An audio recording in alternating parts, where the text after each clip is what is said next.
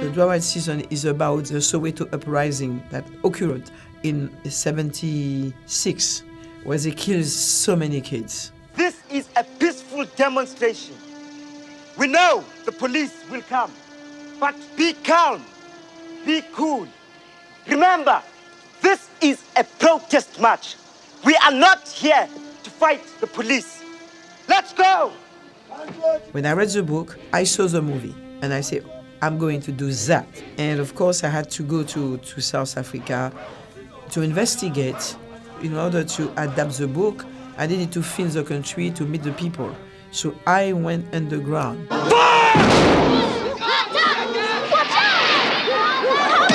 What could I do?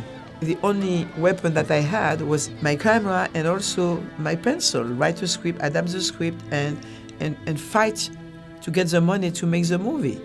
So if I couldn't do that, for me, I was thinking I don't deserve to be called a filmmaker.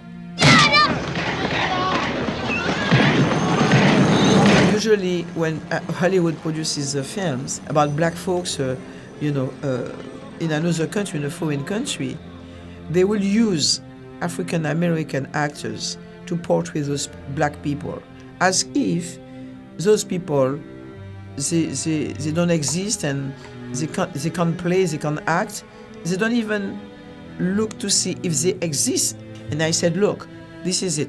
Talking about casting, I want black South African actors to portray themselves, to give them a voice. By doing a Dry White Season, it is a very important act. It's a political act, it's a statement, and I don't want to cheat with that.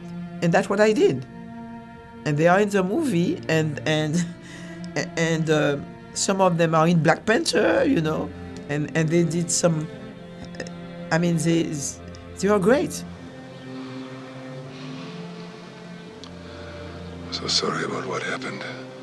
Don't stop, Paul. Please, I don't want you to give up.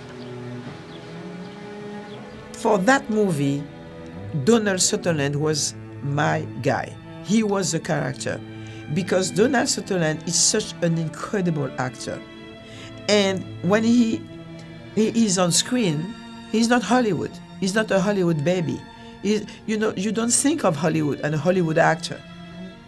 And I was worried that people will be distracted, and they wouldn't identify themselves to that Afrikaner who said, I didn't know what was going on, and who was crying and everything. Oh, I'm terribly sorry. Would you like a cup of tea? No, thank you. No, I'm here on a matter of justice. Oh, justice. Well, I'm afraid that's a trifle more complex to serve you up than a cup of tea. This was the first time that he was directed by a woman. And they asked him that, they are questioning about it after the shooting. He said that he was very happy. It was, an extraordinary experience with a female director. And I gave him the desire to work again with women. And he did. The next movie he did after A Dry White Season was directed by a woman.